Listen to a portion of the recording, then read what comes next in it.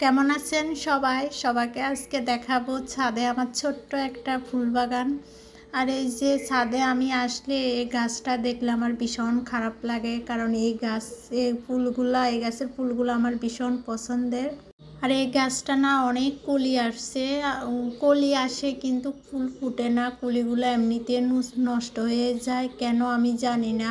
আর কেউ যদি জেনে থাকেন অবশ্যই কমেন্ট করে জানাবেন। দেখেন কত বড় হয়েছে গাছটা, অনেক বড় হয়েছে। আর এই গাছটা একটা টবের ভিতরে দুইটা গাছ, এখানে একটা পাণ্ডব ফুলের গাছ আর একটা টগর ফুল, দুইটা গাছ থাকার কারণে এরকম হইতেছে নাকি আমি জানি না, কিন্তু পাণ্ডবগুলা ঠিক মতনই ফুটে, অনেকগুলা পাণ্ডব ফুটে। আর এই যে ছোট আর একটা টগর গাছ, এখানে ছোট, এই গাছটা ছোট হইলেও এই গাছটাতে অনেক বলতে মানে যতগুলা কলি আসে ফুলে ফুটে, কিন্তু ওই গাছটা এত বড় হয়েছে যেন এখনো কিন্তু কলি আসে কিন্তু ফুলে ফুটে না, কেন আমি জানি না। আর এই ফুলগুলো না এত সুন্দর দেখতে। এই ফুলগুলা আমার নাম মাসির, আর এই ফুলগুলার নাম আসলে আমি জানি না। আর এই যে এটা হলো করপি ফুল, আমরা তো বলি করপি ফুল। আর এই গাছগুলো হচ্ছে মাসির, এখানে অনেক করপি ফুল ফুটে। আর বৃষ্টি হলে না অনেক ফুল ফুটবে, অনেক রোদ্রের কারণে গাছে এখন ফুলও ফুটতে চায় না। যদিও ফুল ফুটে তাহলেও ফুলগুলা বড় হয় না। আর এই পাণ্ডব গাছটা যখন বৃষ্টি হয় তখন প্রচুর পাণ্ডব ফুল ফুটে, আর পাণ্ডব ফুল না পূজার দিতে অনেক ভালো লাগে। আর এই যে করপি গাছটাও মাসির, এই ফুলগুলো এখানে অধিকাংশ গাছে হয়েছে মাসির, আমাদের চারতলার মাসির। আর আমরা যেহেতু ভাড়া বাসায় থাকি, আমাদের অনেক হিসাব নিকাশ করে গাছ রাখতে হয়, ফুল গাছ।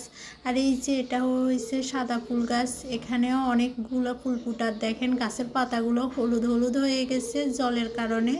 যদি বৃষ্টি হয় তাহলে অনেক ফুল ফুটবে আর পাতাগুলো সবুজ হয়ে যাবে। যখন পূজা দিই তখন অনেক বেশি ফুল ফুটে, ফুল তুলতেও যেমন ভালো লাগে, পূজা দিতেও তেমন ভালো লাগে।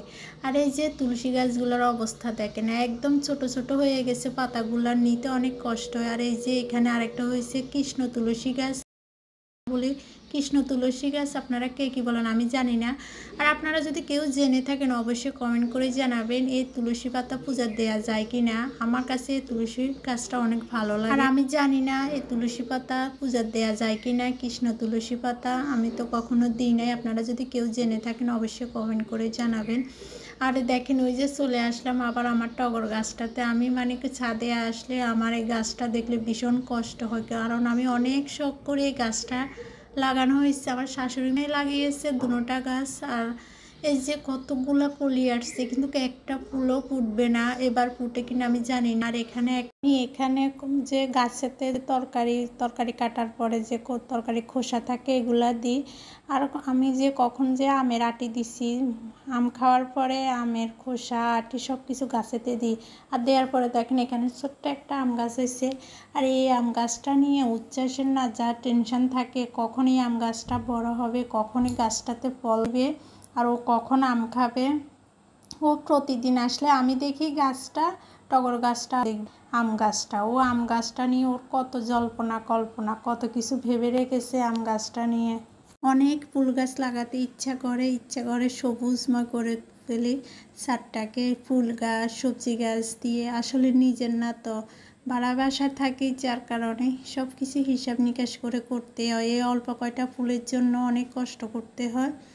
আর ভগবান জানি না কবে যে নিজের একটা এরকম ছাদ হবে, একটা বাড়ি হবে, মনের মতন করে বাগান করতে পারবো।